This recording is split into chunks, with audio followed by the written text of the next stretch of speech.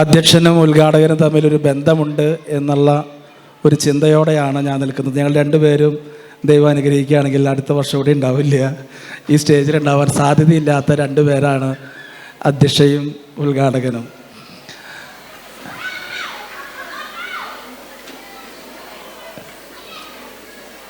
കുട്ടികളുടെ ഈ പരിപാടിയിൽ എല്ലാവരെയും നിശബ്ദരാക്കിയിട്ട് എന്തെങ്കിലും പറയാമെന്ന് വെച്ചാൽ ഞാൻ ഇവിടെ നിന്ന് സമാധിയായി പോകുകയല്ലാതെ മറ്റൊന്നും ഉണ്ടാവാൻ സാധ്യതയില്ല. അതുകൊണ്ട് 5 മിനിറ്റ് സമയം നിങ്ങൾക്ക് ശ്രദ്ധിക്കാൻ പറ്റുമെങ്കിൽ ഒന്ന് ശ്രദ്ധിക്കുക. ഞാനൊരു കാര്യം പറയാം, അത് നിങ്ങൾക്കൊന്ന് പറയാൻ പറ്റുമോ എന്ന് നോക്കുക. കോടിയഞ്ച്, കുടഞ്ഞഞ്ച്, തിരിച്ചഞ്ച്, മറച്ചഞ്ച്, അങ്ങനെയഞ്ച്, ഇങ്ങനെയഞ്ച്, മൊത്തം 30 ദിവസം 3 എണ്ണം 100 രൂപ. പഠിച്ചോ? കോടിയഞ്ച്, കുടഞ്ഞഞ്ച്, തിരിച്ചഞ്ച്, മറച്ചഞ്ച്, അങ്ങനെയഞ്ച്, ഇങ്ങനെയഞ്ച്, മൊത്തം 30 ദിവസം 3 എണ്ണം 100 രൂപ. ഞാൻ അധികമൊന്നും ഉല്ലാസയാത്രയ്ക്ക് പോകാറില്ല.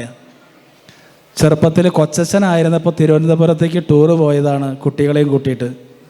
അന്ന് അതിൻ്റെ തിരുവനന്തപുരത്തിൻ്റെ വഴിയോരങ്ങളിൽ ഒരു കച്ചവടക്കാരൻ പറഞ്ഞ, ഒരു ഡബിൾ മുണ്ട് കച്ചവടക്കാരൻ പറഞ്ഞ കാര്യമാണിത്.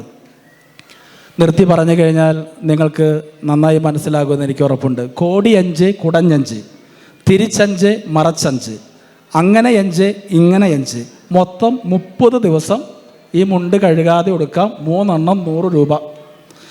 ഇപ്പോൾ മുണ്ടെടുക്കുന്നവരൊക്കെ കുറവാണ്. പുതിയ ഫാൻറ്റ്, കീറിയ ഫാൻറ്റ്, പുത്തൻ നോട്ട് കൊടുത്ത് മുട്ടിലൊരോട്ട, മൂട്ടിൽ വേറൊരോട്ട, അങ്ങനെയൊക്കെയുള്ള ഫാൻറ്റാണ് ഇപ്പോഴത്തെ ഒരു ഫാഷൻ. ഇവിടെയും കണ്ടു അങ്ങനെ 1-2 പേരെ.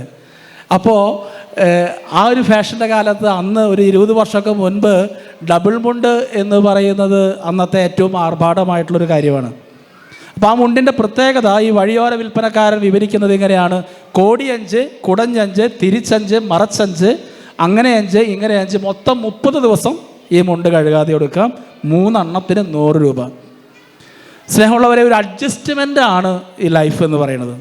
നിങ്ങൾ കുറേ പേരൻസിനോടൊക്കെ ഞാൻ കാണുമ്പോൾ ചോദിക്കാറുണ്ട്, എങ്ങനെ പോണു, ഇങ്ങനെ പോണു, എങ്ങനെ പോണു, ഇങ്ങനെ പോണു, കുഴപ്പമില്ല, അഡ്ജസ്റ്റ് ചെയ്ത് പോണു. കുട്ടികളൊക്കെ എങ്ങനെയുണ്ട്? പണ്ടത്തെ കുട്ടികളുടെ പോലെയല്ല ഇപ്പോഴത്തെ കുട്ടികൾ. ഇപ്പോഴത്തെ കുട്ടികൾക്ക് ഭയങ്കര ഡിഫിക്കൽട്ടാണെന്ന് പറയുന്നത്. ഭയങ്കര ഡിഫിക്കൽട്ടാണ് അവർ ഹാൻഡിൽ ചെയ്യാനായിട്ട്. ഡിഫിക്കൽട്ട് അല്ല, അവർ ഡിഫറൻ്റ് ആണ് എന്ന് ചിന്തിക്കുന്നിടത്താണ് ഒരു വിദ്യാഭ്യാസം ആരംഭിക്കുന്നത്. ഞാൻ ഈ മുണ്ടത്തിക്കോട് ഇടവകയുടെ വികാരി എന്നുള്ള രീതിയിലാണ് ഇവിടെ നിൽക്കുന്നത്. ഇടവക്കാരുടെ എല്ലാവരുടെയും ആശംസകളും അതുപോലെ തന്നെ സപ്പോർട്ടും ഈ നഴ്സറിക്ക് ആശംസിക്കുകയും നൽകുകയും ചെയ്യുകയാണ്. ഞാൻ ഇന്നലെ വീട്ടിൽ പോയപ്പോൾ എൻ്റെ അനിയത്തിയുടെ 3 പിള്ളേരുണ്ട്, 3 ആൺകുട്ടികളോ. അപ്പോൾ എന്തായിരിക്കും വീട്ടിലെന്ന് നിങ്ങൾക്ക് അറിയാലോ. ഒക്കെ ഈ LP സ്കൂൾ സെക്ഷനാണ്. അതിൽ നടുവിലത്തവനെ അവനെന്തോ കുസൃതി കാണിച്ചപ്പോൾ, കുറുമ്പ് കാണിച്ചപ്പോൾ, അമ്മ അടിക്കാൻ വന്നപ്പോൾ അവൻ പറഞ്ഞൊരു വർത്താനമുണ്ട്. ആ ചെറിയ വായിൽ അവൻ വലുതായി പറഞ്ഞത് ഇന്ന് വളണ്ടിയൻസ് ഡേ എന്നാണ്. വളണ്ടിയൻസ് ഡേ എന്നാണ് അവൻ ഉദ്ദേശിച്ചത്. അവൻ പറയാൻ അറിയുന്നില്ല. അതുകൊണ്ട് എന്നെ തല്ലരുതെന്ന്. അമ്മേനെ സോപ്പിട്ട രീതിയാണ്. ഇന്നലെയാണ് പോയത് കേട്ടോ. ഇന്ന് വാലന്റൈൻസ് ഡേ ആണ്, അതുകൊണ്ട് ഞങ്ങളെ തല്ലരുത്. നിങ്ങൾ മാത്രം സ്നേഹിച്ചാൽ പോരാ, മക്കളെ സ്നേഹിക്കാൻ പഠിക്കണമെന്ന് ഈ 2ാം ക്ലാസ്സുകാരൻ പറഞ്ഞ വർത്താനാണത്. നമ്മുടെ പിള്ളേരൊക്കെ നമ്മളെക്കാളൊക്കെ വലിയ റേഞ്ചിലാണ്. ജനറേഷൻ പണ്ടൊക്കെ 25 വർഷം കഴിയുമ്പോഴാണ് മാറിയതിരുന്നെങ്കിൽ ഇന്ന് 4Gയിൽ നിന്ന് 5Gയിലേക്ക് മാറാൻ 2-3 വർഷം വേണ്ടോ. നമ്മൾ കാത്തിരിക്കുകയാണ് 5G ഫോണിന് വേണ്ടിയിട്ട്. ഇൻസ്ട്രുമെൻ്റൊക്കെ റെഡിയായി, ഇനി കണക്ഷൻ മാത്രം കിട്ടിയാൽ മതി. സ്നേഹമുള്ളവർ, നമ്മൾ എന്ത് കാണിക്കുന്നുവോ അത് പഠിക്കാൻ തയ്യാറായിട്ട് നിൽക്കുന്ന ഒരു മക്കളാണ്. നമ്മുടെ ഇടവകയിലെ 2 പേർക്കാണ് നഴ്സറി ഉള്ളത്. ഒന്ന് സെൻറ്റ് ജോൺസ് മഠത്തിനും പിന്നെ അലക്സ അയ്യങ്കരിക്കും. 2 നഴ്സറികളാണ്. ഒന്ന് ചെടിയുടെ നഴ്സറി, ഒന്ന് കുട്ടികളുടെ നഴ്സറി. എൻ്റെ അറിവിൽ ഈ ഇടവകാതിർത്തിയിൽ എനിക്ക് അങ്ങനെ തോന്നുന്നത്. അപ്പോൾ 2ഉം വളർത്തുന്നത് ഒരേ രീതിയിലാണ്.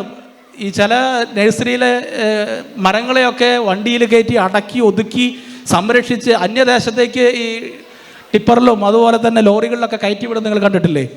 നടാൻ വേണ്ടിയിട്ട് മറ്റ് സ്ഥലങ്ങളിലേക്ക്. ഈ പ്ലാന്റേഷനിലെ അല്ലെങ്കിൽ ഈ തോട്ടത്തിൽ നിൽക്കുന്ന സമയം കഴിഞ്ഞു. ഇപ്പോൾ നമ്മുടെ UKGക്കാരൊക്കെ അടുത്ത വർഷം അവർ ഇനി അവിടെ നിന്ന് ഇങ്ങോട്ട് റോഡ് ക്രോസ് ചെയ്യാൻ പോവുകയാണ്. ആ നഴ്സറിയിലുണ്ടായിരുന്ന കുട്ടികളൊക്കെ ഇനി LP സെക്ഷനിലേക്ക് മാറാണ്. LP സ്കൂൾ കഴിഞ്ഞ് UP, ഹൈസ്കൂൾ, ഹയർ സെക്കൻഡറി, പിന്നെ UG, PG, അങ്ങനെ എല്ലാം കയറി നമ്മുടെ മക്കൾ വളർന്നുകൊണ്ടിരിക്കുകയാണ് ഓരോ വർഷം കഴിയുന്തോറും. ഈ കുട്ടികളുടെ പരിപാലനം എന്ന് പറയുന്നത്, കുട്ടികളെ വളർത്തുന്നത് അവർ ഡിഫറൻ്റ് ആയിട്ട് കണ്ടുകൊണ്ടാണ്. നമ്മളെന്താണോ കാണിക്കുന്നത് അത് അതേപടി പകർത്താൻ കഴിവുള്ള കാർബൺ കോപ്പികളും ഫോട്ടോസ്റ്റാറ്റുകളുമാണ് നമ്മുടെ മക്കളെന്ന് നമ്മൾ മറന്നുകൂടാ. അതുകൊണ്ട് പ്രിയപ്പെട്ട മാതാപിതാക്കന്മാരെ, എല്ലാവരുടെ വീട്ടിലും ഒരു നഴ്സറി ഉണ്ട്. എനിക്ക് തോന്നുന്നു റീബ സിസ്റ്റർ എൻ്റെ നാട്ടുകാരി കൂടിയാണ്. റീബ സിസ്റ്റർ അല്ല ആദ്യത്തെ പ്രിൻസിപ്പാള്, നിങ്ങളുടെ കുട്ടികൾ ആദ്യം പഠിക്കുന്ന കാര്യങ്ങൾ നിങ്ങളുടെ വീട്ടിൽ നിന്നാണ്. നിങ്ങൾ വീട്ടിൽ നിന്ന് എന്തു പഠിച്ചോ അതിനെ ഒന്ന് മോഡിഫൈ ചെയ്യാനും ഒന്ന് പരുവപ്പെടുത്താനും മാത്രമേ സ്കൂളുകളിലെ അധ്യാപകർക്ക് സാധിക്കുകയുള്ളൂ. അതുകൊണ്ടാണല്ലോ മാതാ പിതാ ഗുരു ദൈവം എന്ന് പറയുന്നത്. ഗുരു മാതാ പിതാ ദൈവം എന്നല്ലല്ലോ പറയണത്. അല്ലെങ്കിൽ ദൈവം പോലും ദൈവത്തിനേക്കാളും കാണപ്പെടുന്ന ദൈവങ്ങളായിട്ട് കാണുന്ന മാതാപിതാക്കന്മാരാണ് അവരെ പഠിപ്പിക്കുകയും അവരുടെ സ്വഭാവ രൂപീകരണത്തിൽ പ്രധാന പങ്ക് വഹിക്കുകയും ചെയ്യുന്നത്. അതുകൊണ്ട് എൻ്റെ പ്രിയപ്പെട്ട മാതാപിതാക്കന്മാരെ, നിങ്ങളാണ് നിങ്ങളുടെ കുട്ടികളുടെ പ്രിൻസിപ്പാൾമാർ, നിങ്ങളാണ് നിങ്ങളുടെ കുട്ടികളുടെ അധ്യാപകർ. നിങ്ങൾ എന്ത് കാണിക്കുന്നുവോ അത് അവർ കാണിക്കുകയുള്ളൂ. നിങ്ങൾ പരസ്യമായിട്ട് തല്ലുകൂടുന്നത് മാത്രമേ അവർ കണ്ടിട്ടുള്ളൂ. വർഷത്തിൽ ഒരിക്കൽ മാത്രമാണ് വാലന്റൈൻസ് ഡേയുടെ അന്നെങ്കിലുമാണ് സ്റ്റാറ്റസൊക്കെ നിങ്ങളുടെ പാരൻസ് ഇടുന്ന് കാണുന്നത്. നിങ്ങൾ സ്നേഹിക്കുന്നതും കൂടി അവരുടെ മുമ്പിൽ വെച്ചാകണം. വൃത്തികേട് കാണിക്കണമെന്നല്ല പറഞ്ഞതിൻ്റെ അർത്ഥം. നിങ്ങൾ സ്നേഹിക്കുന്നുണ്ടെന്ന് അപ്പനും അമ്മയും അല്ലെങ്കിൽ അച്ഛനും അമ്മയും അല്ലെങ്കിൽ ഉപ്പയും ഉമ്മയൊക്കെ തല്ലുകൂടുന്നത് മാത്രമേ മക്കൾ കണ്ടിട്ടുള്ളൂ. അത് മാത്രമേ പരസ്യമായിട്ട് ചെയ്തിട്ടുള്ളൂ. അവർ കണ്ടുപഠിച്ചത് കുടുംബജീവിതം എന്ന് പറയുമ്പോൾ, ഒരു ഫാമിലി ലൈഫ് എന്ന് പറയുമ്പോൾ അപ്പനും അമ്മയും കളിക്കുക എന്ന് പറഞ്ഞ് തല്ലുകൂടി കളിക്കുക എന്നാണ് വിചാരിച്ചിരിക്കണേ. നിങ്ങൾ തമ്മിലുള്ള സ്നേഹത്തിൻ്റെ സംഭാഷണങ്ങൾ, നിങ്ങൾ തമ്മിൽ പങ്കിടുന്ന സൗഹൃദത്തിൻ്റെ നിമിഷങ്ങളൊക്കെ കാണാനും അത് കണ്ട് വളരാനും നമ്മുടെ മക്കൾക്ക് സാധിക്കുന്നിടത്താണ് പരിശീലനം സമഗ്രമാകുന്നത് എന്ന് നിങ്ങൾ മറക്കരുത്. ഒരു കഥ കൂടി പറഞ്ഞിട്ട് ഞാൻ നിർത്താം. ഒരു ഗുരു ശിഷ്യനെ വിളിച്ച് പറഞ്ഞു, നിനക്കൊരു വിദ്യ അഭ്യസിപ്പിക്കാൻ പോവുകയാണ്. അപ്പോൾ ശിഷ്യൻ പറഞ്ഞു, എനിക്കാകെ വിഷമമായിട്ടിരിക്കുകയാണ്. എൻ്റെ അച്ഛൻ മരിച്ചിരിക്കുന്ന സമയമാണ്. അതുകൊണ്ട് ഒരു മാസത്തേക്ക് എനിക്ക് ലീവ് തരണം. അപ്പോൾ ഈ ശിഷ്യനോട് ഗുരു പറഞ്ഞു, നീ ഒരു കാര്യം ചെയ്യേ, നീ മരണത്തിൻ്റെ ദുഃഖത്തിലല്ലേ, അത് ദുഃഖം മാറുന്ന സമയം കഴിയുമ്പോൾ, ഒരു മാസം കഴിയുമ്പോൾ നീ എൻ്റെ അടുത്തേക്ക് വീണ്ടും വരിക. ഒരു മാസം കഴിഞ്ഞിട്ടും ഇവൻ്റെ ദുഃഖവും വിഷമമൊന്നും മാറിയില്ല. അച്ഛൻ മരിച്ചതിൻ്റെ ഉപ്പ മരിച്ചതിൻ്റെ ദുഃഖമൊക്കെ മനസ്സിൽ പേറിക്കൊണ്ട് ഈ ശിഷ്യൻ വീണ്ടും ഗുരുവിൻ്റെ മുമ്പിലേക്ക് വരികയാണ്. അപ്പോൾ ഗുരു പറഞ്ഞു, നീ ഒരു എക്സസൈസ് ചെയ്യണം. അതിതാണ്, നീ ആരും മരിക്കാത്ത വീട്ടിൽ നിന്ന് കുറച്ച് കടുക് വാങ്ങിച്ചു കൊണ്ടുവരണം. ഇതൊരു പക്ഷേ വേറെ രീതിയിൽ മഹാത്മാക്കളുടെ ചരിത്രമായിട്ട് നിങ്ങൾ കേട്ട് കാണും. ആരും മരിക്കാത്ത വീട്ടിൽ നിന്ന് കുറച്ച് കടുക് വാങ്ങിച്ചു കൊണ്ടുവരണം. ഈ ശിഷ്യൻ ലോകം മുഴുവൻ നടന്നിട്ടും അന്വേഷിച്ചിട്ടും ആരും മരിക്കാത്തൊരു വീട്, ഒന്നെങ്കിൽ അപ്പൂപ്പൻ്റെ അപ്പൻ ആരെങ്കിലുമൊക്കെ നമ്മുടെ വീട്ടിൽ മരിച്ചിട്ടുണ്ടല്ലോ, അങ്ങനെ ആരും മരിക്കാത്തൊരു വീട് കണ്ടെത്താനായിട്ട് സാധിച്ചില്ലത്രേ. തിരിച്ച് നിരാശനായിട്ട് വന്ന് ശിഷ്യൻ ഗുരുവിൻ്റെ അടുത്ത് പറഞ്ഞു, എനിക്ക് അങ്ങനെ ഒരു വീട് കണ്ടെത്താനായിട്ട് സാധിച്ചില്ല. ഇതിൻ്റെ ഗുണപാഠം എന്ന് പറഞ്ഞാൽ അതിൻ്റെ അർത്ഥം നിങ്ങൾക്കറിയാം. എന്താണ് ഇതിൻ്റെ ഗുണപാഠം? എല്ലാവർക്കും പ്രാർത്ഥിക്കാൻ ഓരോ കാരണങ്ങളുണ്ട്. സൈക്കിൾ ചതുരത്തിരി അത് തന്നെയാണ് കാരണം. എല്ലാവർക്കും എന്തെങ്കിലുമൊക്കെ വിഷമങ്ങളുണ്ട്, എന്തെങ്കിലുമൊക്കെ മരണത്തിൻ്റെയും ദുഃഖത്തിൻ്റെയും അനുഭവങ്ങളിലൂടെയാണ് എല്ലാ വീട്ടുകാരും കടന്നു പോകുന്നത്. അതാണ് ഗുണപാഠമെങ്കിലും ഇതിൻ്റെ മറ്റൊരു വശം പറയാൻ വേണ്ടിയാണ് ഞാൻ നിങ്ങളോട് പറഞ്ഞത്. ഈ ഗുണപാഠം ഈ ശിഷ്യൻ ഒരിക്കലും മറക്കില്ല. കാരണം എന്താ? ഇദ്ദേഹം പഠിച്ചത് ലേണിംഗ് ബൈ ഡൂയിങ് ആണ്. നമ്മുടെ പാഠപുസ്തകത്തിലെ അധ്യാപനമല്ല അവിടെ നടന്നത്, മറിച്ച് അവനെ കൊണ്ട് പ്രാക്ടിക്കൽ ചെയ്യിപ്പിച്ച് പഠിപ്പിച്ചുകൊണ്ടാണ് ഈ ഒരു പാഠം ഈ കുട്ടിക്ക് ആ ഗുരു പകർന്നു കൊടുത്തത്.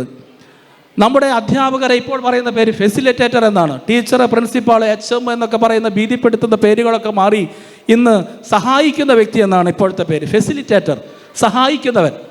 അതാണ് ഇപ്പോഴത്തെ ടീച്ചേഴ്സിൻ്റെ ദൗത്യം. അത് തന്നെയാണ്. നമ്മുടെ കുട്ടികളെ ലേണിംഗ് ബൈ ഡൂയിങ്, പ്രാക്ടിക്കലായിട്ട് ചെയ്തുകൊണ്ട്, മാതൃക കൊണ്ട്, വാക്കുകൊണ്ടതിനേക്കാൾ മാതൃക കൊണ്ട് നമ്മുടെ മക്കളെ പഠിപ്പിക്കാൻ മാതാപിതാക്കൾക്കാകണം, അധ്യാപകർക്കാകണം. സ്നേഹമുള്ളവരെ, ഞാൻ ചുരുക്കുകയാണ്. ഇങ്ങനെ ഒരു വേദിയിൽ എന്നെ ക്ഷണിച്ചതിന് ആത്മാർത്ഥമായിട്ട് ഇതിൻ്റെ എല്ലാ അധികാരികൾക്കും, പ്രിൻസിപ്പളിനും, സെൻറ്റ് ജോൺസ് കോൺവെൻറ്റിനും പ്രത്യേകമായിട്ട് നന്ദി പറയുകയാണ്. ഈ നാടിൻ്റെ വിളക്കായിട്ട് എനിക്ക് തോന്നുന്നു നഴ്സറി സ്കൂളാണ് ഏറ്റവും കൂടുതൽ ശമ്പളം കൊടുക്കേണ്ട ജോലി. കോളേജിലെ അധ്യാപകർക്കൊക്കെ 1.5 ലക്ഷവും 2 ലക്ഷവും ഒക്കെ സാലറി ഉണ്ട്. അവരെക്കാളൊക്കെ കൂടുതൽ സാലറി കൊടുക്കേണ്ടത് നമ്മുടെ നഴ്സറി സ്കൂളിലെ ടീച്ചർമാർക്കാണ്, ഗവൺമെൻറ്. കാരണം എന്താ വെച്ച് കഴിഞ്ഞാൽ അവരാണ് ഏറ്റവും ആദ്യത്തെ പരിശീലനം കൊടുക്കുന്നവർ. അതിനേക്കാൾ കൂടുതൽ സാലറി കിട്ടേണ്ടത് കൂലിയില്ലാതെ പണിയെടുക്കുന്ന മാതാപിതാക്കന്മാർക്കാണ്, പ്രത്യേകിച്ച് അമ്മമാർക്ക്. അപ്പം അതുകൊണ്ട് ഇവരാണ് ഒരു സമൂഹത്തിൻ്റെ, ഒരു നാടിൻ്റെ, രാജ്യത്തിൻ്റെ വളർച്ചയ്ക്ക് ഏറ്റവും ആദ്യം കാരണഭൂതരാകുന്നവർ. നിങ്ങൾ വളർത്തിവിടുന്ന ഗതിവിഗതികളാണ് ഒരു കുട്ടിയെ നദിയായിട്ടോ ട്രെയിനായിട്ടോ മാറ്റുന്നത്. ട്രാക്കിലൂടെ ഓടുന്നതും ട്രാക്കില്ലാതെ ഓടുന്നതിൻ്റെ പേരാണ് നദി എന്നും ട്രെയിൻ എന്നും. ഏത് ട്രാക്കിലൂടെ പോകണമെന്ന് പഠിപ്പിക്കുന്ന ട്രെയിൻ പോലെ ആകണോ ഒരു ട്രാക്കും ഇല്ലാതെ പോകുന്നിടത്തൊക്കെ നദിയായിട്ട് തീരുന്ന പുഴയായിട്ട് മാറണോ, അതോ അവസാനം കടലിൽ എത്തിച്ചേരുന്നതായിട്ട് അത് മാത്രം നോക്കിയാൽ മതിയോ? പോകുന്ന വഴി കൂടി ശ്രദ്ധിക്കണമോ? ലക്ഷ്യം മാത്രം നന്നായാൽ മതിയോ? മാർഗവും കൂടി നന്നാകണോ എന്നൊക്കെ പഠിപ്പിക്കേണ്ടതും പരിശീലിപ്പിക്കേണ്ടതും മാതാപിതാക്കന്മാരുടെയും അധ്യാപകരുടെയും കടമയാണ്, പ്രത്യേകിച്ച് നഴ്സറി അധ്യാപകരുടെ. നിങ്ങൾ ഏറ്റെടുത്ത ഈ ദൗത്യം ഭംഗിയായി പൂർത്തീകരിക്കുവാൻ, ദൈവത്തിൻ്റെ അവതാരങ്ങളായി കാണപ്പെടുന്ന ദൈവങ്ങളായി മാറാൻ നിങ്ങളെ സർവശക്തനായ ദൈവം ഈശ്വരൻ അള്ളാഹു അനുഗ്രഹിക്കട്ടെ എന്ന് ആശിക്കുകയും ആശംസിക്കുകയും ചെയ്തുകൊണ്ട് ഈ യോഗം ഉദ്ഘാടനം ചെയ്തതായി പ്രഖ്യാപിക്കുന്നു. Thank you all.